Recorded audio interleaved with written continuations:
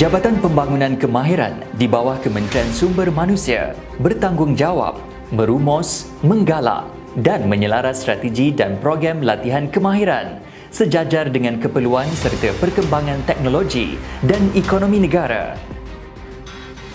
JPK membangunkan Standard Kemahiran Pekerjaan Kebangsaan NOS dan melaksanakan Sistem Persijilan Kemahiran Malaysia Ujian Tanpa Musnah NDT. JPK merupakan agensi kerajaan tunggal yang mendapat akreditasi ISO IEC 17024 setaraf dengan Badan Persijilan NDT Antarabangsa. NDT adalah satu bentuk pengujian bahan tanpa memusnah, merosak atau mengubah struktur bahan. Aplikasi NDT banyak digunakan di dalam sektor industri minyak dan gas, pembuatan, perkapalan, aero angkasa, landasan kereta api dan loji kuasa.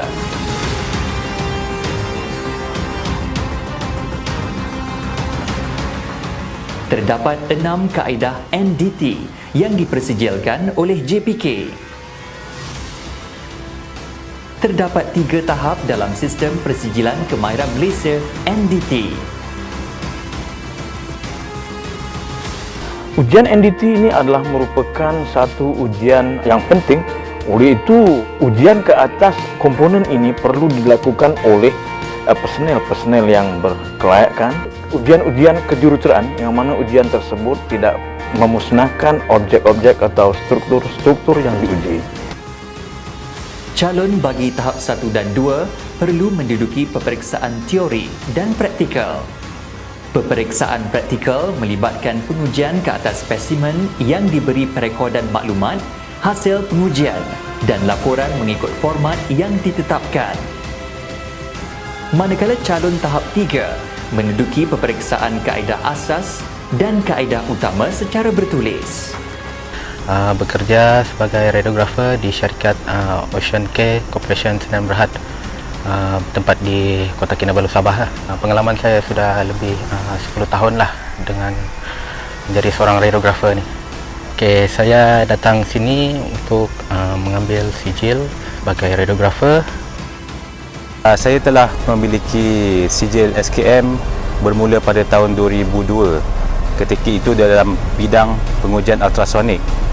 Kemudian saya telah melangsungkan lagi sehingga ke sijil tahap 3 bidang ultrasonik dan juga tahap 3 radiografi.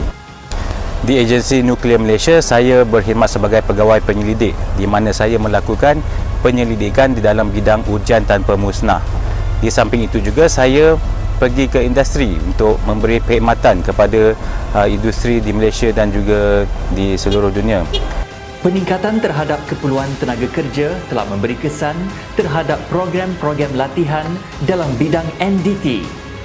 Keperluan tenaga kerja berkemahiran tinggi dalam industri yang semakin meningkat telah memberi kesan yang positif kepada program latihan bidang NDT.